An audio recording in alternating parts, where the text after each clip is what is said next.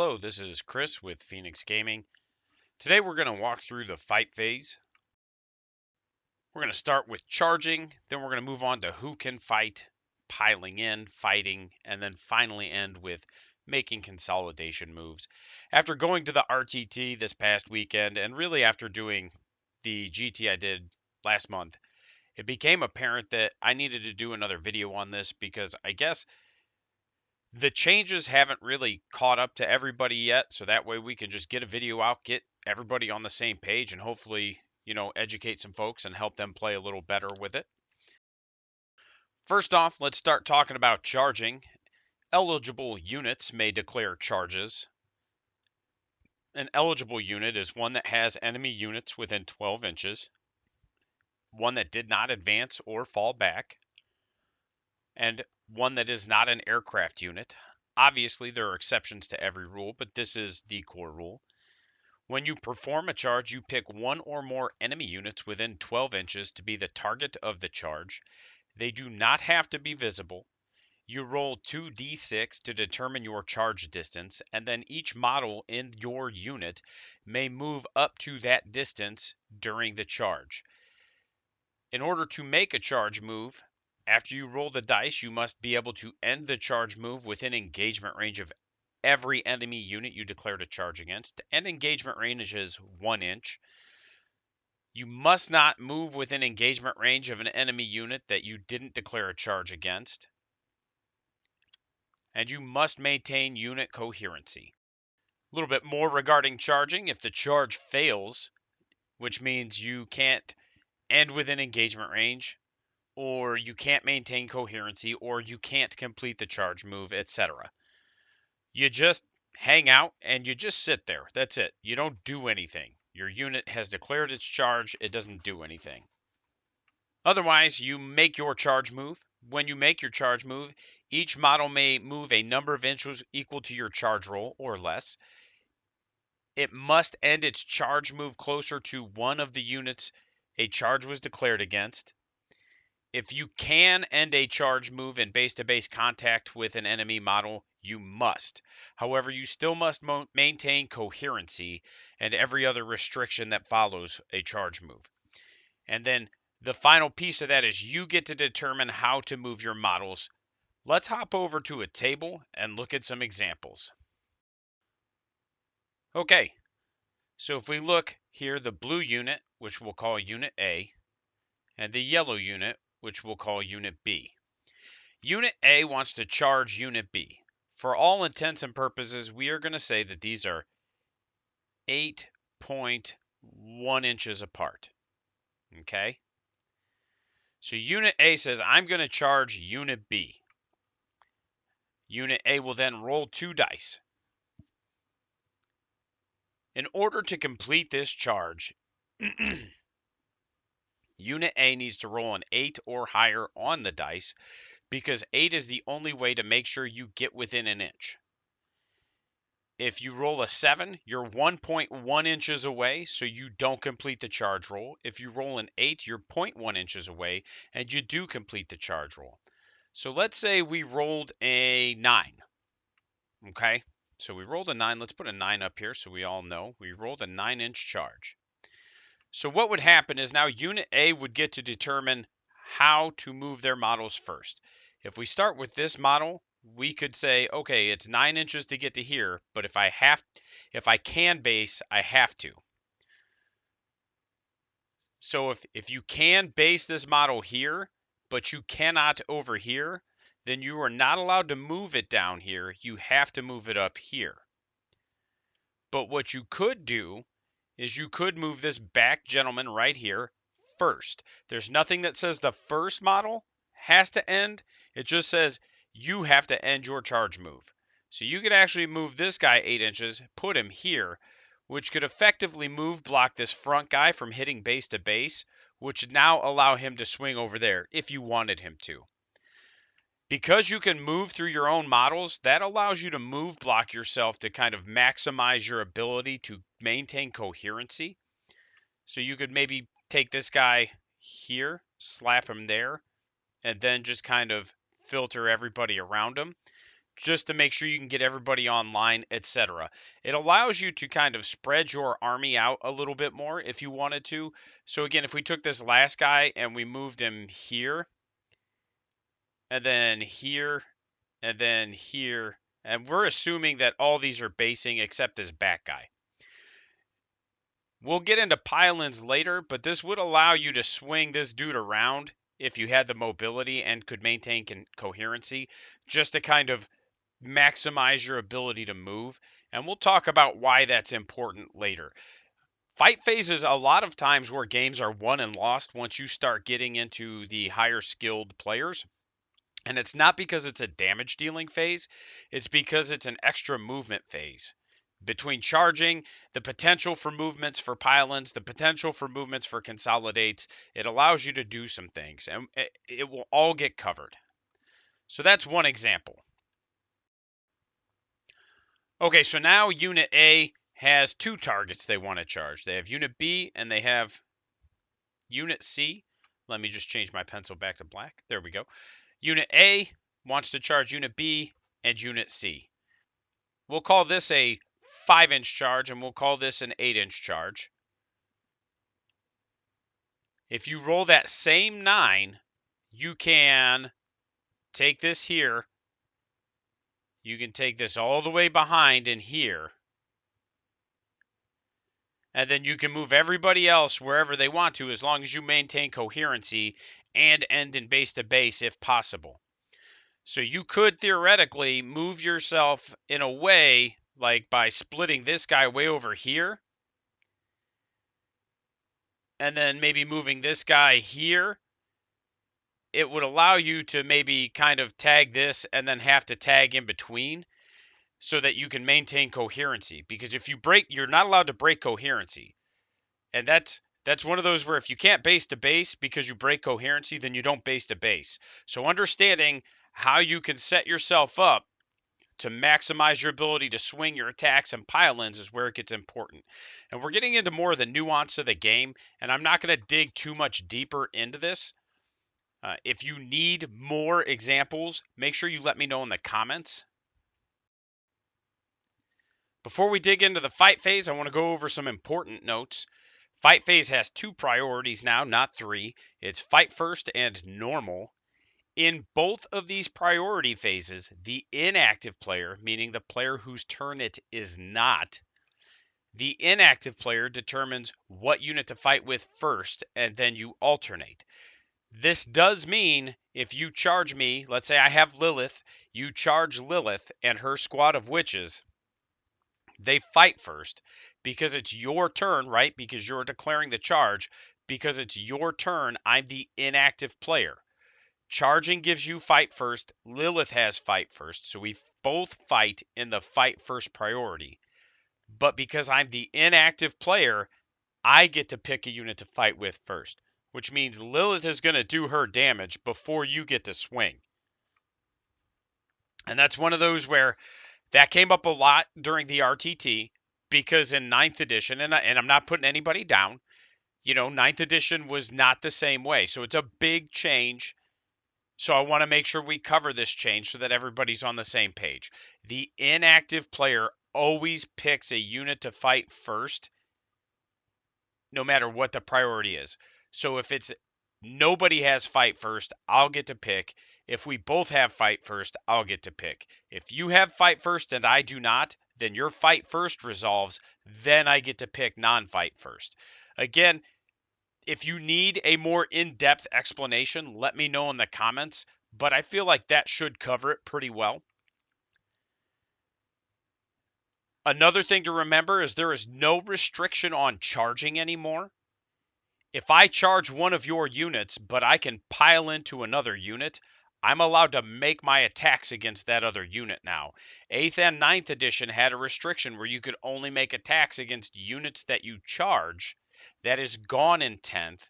And a lot of the reason that is gone in 10th is because pile-in and consolidation moves have been toned down drastically, which, like I said, we're going to cover. Who can fight? A unit is eligible to activate to fight if it is within engagement range of one or more enemy units, which means within 1 inch. But what this does mean is if I remove casualties from a unit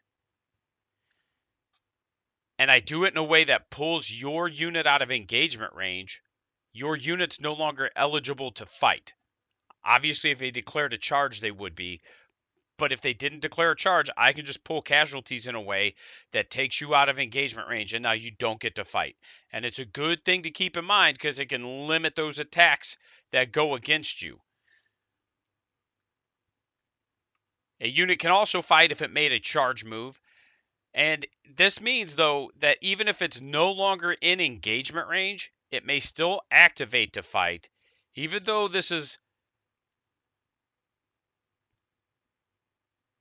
it's no longer in engagement range, it can still activate to fight. This is a little bit less powerful than it used to be, but it's still the same interaction. If you declare a charge, even if you're not in engagement range, you still get to activate to fight. You're still eligible to make pylons. You're still eligible to make consolidates. The main difference is your pylons and consolidates are more restricted, and if you can tag any enemy unit, you get to make your swings on it. Again, going to be there in just a minute. Once players no longer have eligible units, the fight phase ends. I'm not going to get too much more in depth with this. I feel like this one's pretty straightforward.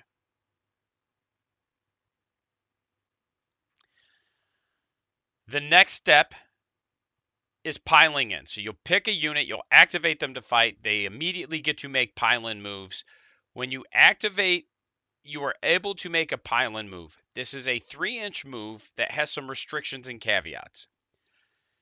Models that are in base-to-base contact with enemy models may not move. Period. End of discussion. There's a few reasons for that, but just know that they may not move. Models that are not in base-to-base are allowed to move. In order for a unit to be able to make a pile-in move, you have to end the pile-in move with at least one enemy unit within engagement range. So what that means is if you think back to 9th edition, you declare a charge. Even if the unit you charged died, you'd still get your 3 inches of pile-in, 3 inches of consolidate. This is not the case now. If you charge something and it dies, when you go to make your pile-in move, if you can't end that pile-in move within 1 inch of an enemy unit, you are not allowed to make it. And that is a big difference. So that's why we're making this video. So you don't just get 6 inches of free movement anymore just because you made a charge move. There's, like I said, some restrictions and caveats. If you cannot end the engagement range, if you cannot end within engagement range of an enemy unit or maintain unit coherency, you may not pile in. And this is important too because if you end up surrounded and you need to spread yourself out, you're not allowed to intentionally pull yourself out of coherency. So if making your pile-ins would pull you out of coherency, you also can't make them. Each model that makes a pile-in move must end its pile-in closer to the nearest enemy model. So pile-ins are measured model to model, not unit to unit, not unit to model. And that's another thing that I see a lot of players kind of making the mistake of is they think they just need to go towards the nearest enemy unit. And it is not. You have to go to the nearest enemy model. So we're going to hop back over to the table and we're going to look at some examples. The blue unit is engaged with the yellow unit. You can see right here where they overlap, and that's just to let us know those are in base to base. The blue unit wants to activate to pile in. This guy right here cannot activate to pile in. He doesn't get to move because it's in base to base. So then we move to this model right here. It does activate to move, but it must end its move closer to this specific model than it was before it makes its pile-in. And if it can get into base to base, it must. Which it can, it will. So you could swing it through here, provided the base fits, and tag the backside if you wanted to. That's just an example. You could swing around here, provided the base fits, and tag really both of them at that point. and that's fine too. So then when you go to move this handsome boy right here, he must also end closer to this model because the distance between these two is shorter than the distance between these two. Now, that does not mean it has to go directly towards that model. It just means it has to end closer and be in base to base if possible. So again, being cheeky and understanding how the rules are written, you could maybe move this in such a way that when it ends its move, it's in base to base, and then you prohibit this one from coming in. Obviously, in this example, probably not going to work, but that's a thing you're allowed to do. And because infantry models can move through other infantry models, you no longer have to worry about blocking yourself off from movement. So you could do that and then hop over here or do whatever, right? So this is how you would do this pile-in. So now, if we look at what's on the table, this is a whole different unit. I need to get back to my black marker. This is a whole different unit up here. Now, you've charged only this unit down here. If this one wants to pile in, we're going to assume that this distance is shorter than this distance. So if he wanted to pile in, would actually have to go towards this unit and end within engagement range, right? But he doesn't have to move. So you could actually swing this right here, base this model, and then have this guy end in base because of the way you did your pile-ins. As long as you still have coherency, you don't have to move this one. So you don't have to worry about tagging this unit. But if you wanted to, because of the way this is positioned, you could tag this unit. And then this guy's attacks could go to that unit because, again, that restriction's no longer there. You can fight any unit you're in engagement range with, regardless of whether or not you declared a charge. So these are just things to keep in mind. The pile-ins are not where I see most of the confusion. It's in the fight priorities and it's in the consolidates, which we're going to be getting to. After you do your pile-in, you get to make attacks. I'm not going to spend a lot of time on this. I think most people understand how this works and operates. You determine which models can fight. Any models within an engagement range, which is 1 inch horizontally or 5 inches vertically, or any model that's within base-to-base contact of an enemy model, or any model that's in base-to-base contact with a friendly model that's in base-to-base with an enemy model. Again, if you need a deeper explanation on this, do not hesitate to ask. I will happily do it. I will work it out. But I do think this is one that most people understand conceptually. It didn't really change from 9th edition outside of the distance for a few things, but the core mechanics are still the same. Consolidation moves. This is where I see the most questions and confusion. So you make your pile-in moves, you make your attacks, you are now able to make a consolidation move. After resolving your attacks, a unit is eligible to make a consolidate move. And it's just another 3-inch move with very similar restrictions and caveats that pile-ins have. Each model that makes a consolidation move must not be in base-to-base contact with an enemy model.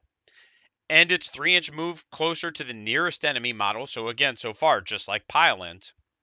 Maintain unit coherency, and its consolidate move in base to base of an enemy model if possible. So again, we are looking at consolidations. That's it. That's all it is. Or pile-ins, I mean. Very similar. However, here's where it gets a little different. If you cannot end your consolidation move within engagement range of an enemy unit, you may instead move towards the nearest objective marker. It's still measured by model, and you have to end within range of the objective marker. You don't just get 3 inches of move towards the objective marker. You get 3 inches of move towards the objective marker as long as you can end that 3-inch move in coherency and within range of the objective marker with at least one of those models. This is still measured by model, and what I mean by that is that if your unit's spread out and you have 2 objective markers on either side of the unit, one would have to go one way and the other way if you wanted both sides to consolidate. You could choose to consolidate one side. You don't have to consolidate every model. But it's one of those where you could really mess yourself up if you're doing like a big unit of termagants, for example, or hormagants, and they need to consolidate and you're trying to tag two objectives, but you would break coherency, right? So it's one of those where your positioning with bigger units is going to be very important. Keep that in mind. We're going to look at some examples. This one's going to take a little bit longer just because of the nuances of how this works. And the main thing before we looked at the examples is you don't get to choose. It's not a I'm going to go to the objective instead of tagging your unit. It's a if you can, you must tag a unit. Period. End of discussion. If you cannot tag the unit, then you're allowed to tag an objective. If you can't do either, you just don't get to move. Let's hop to the table. Okay, example 1. The blue unit has just finished making its attacks. It completely kills the squad it charged. It is now able to make its consolidation move. It is 3 inches. The first thing you do is you say, can I end my consolidation move within engagement range of an enemy unit? It can tag this unit. We're going to say that this is 2 inches, just again for simplicity's sake. So it can do that. It must move towards the nearest enemy model, which it looks like is probably this one, could be this one. But really, you could just send it right in the middle and tag both models if you wanted to. This guy would have to go here, and because they can base, they must. Now, this handsome boy over here wants to make sure he maintains coherency, so he could just move like right in this area, because it's not going to be able to base anything, so we just need to maintain coherency now that the ones that can base have based, right? But that could pull you off of this objective. So maybe you don't want to do that. And then you might say, okay, I'm just not going to consolidate because I'm not allowed to go towards the objective because I am able to tag this unit. Like I said, it's not an either or, it's a if then. If you can engage a unit, then you must. If you cannot, then you are allowed to hit an objective. Same scenario. The blue unit's fought. It's destroyed an enemy unit that it decided it wanted to fight, right? It made its attacks. It killed the unit. We're all good. Everybody's happy. We now get to make our consolidation moves. If this is the nearest enemy unit, and we're saying that this is probably 7 or 8 inches, we clearly cannot end that consolidation move within engagement range. So because we cannot, we can then instead go towards the nearest objective marker, provided at least one model can end within range of that objective marker. So we can just move him onto the objective, move it onto the objective, and it doesn't matter if all of them hit the objective as long as they all go towards the objective, as long as one of the models can hit the objective. Right? So that's the big thing to keep in mind. So remember, and I don't mean to repeat this a lot, but this is, like I said, where I see the most common mistake. If you can't engage the enemy unit, then you can engage an objective. If you can, yes, engage an enemy unit, then you must engage the enemy unit if you take the consolidation move. You can always opt to just not take the move. It's not a mandatory move. It's just mandatory that you consolidate into a unit first. If you can't, then an objective if you take the move. Let's say we got a blue unit up here. Now they've just also killed their enemy units. It was a really good fight phase. There's not a lot left for my opponent to play with. I'm doing real well. We've made our attacks. We've made our pylons. We've made our attacks. Now we go to consolidate. We've got like a 6-inch distance here, and we've got like an 8-inch distance here. So we can't tag either of these things. What that means is we do not get to move. There's no 3 free inches towards the objective, because you have to be able to tag the objective in order to move towards the objective. So because they can't move within range of either, they don't get to move. They're just chilling. That's going to wrap it up. I hope this video helps some of you out there. Like I said, it was a real common thing that we had to go over, not just with me. Like, I heard the judge talking at a couple of the tables about it. I had to talk to my opponents about it. And, fortunately, like, we were able to just look it up and read it and go through it. And it was just a real easy process. So it's one of those where I just wanted to make this video because of my interaction at the tournament. And I actually, like I said, I ran into it at the GT as well. So it's clear that it's not the most concisely written rule for people to understand. So I hope this helps break it down for everybody. Big shout out to my immortals, Captain Too Tall, the real Donnie G, Lord Wellingstone, and Daniel Bodecker. Thank you. And thanks for watching. As usual, I'll have some Amazon affiliate links in the description. Feel free to click them, buy some goodies, give me a commission. You guys are great. Thank you.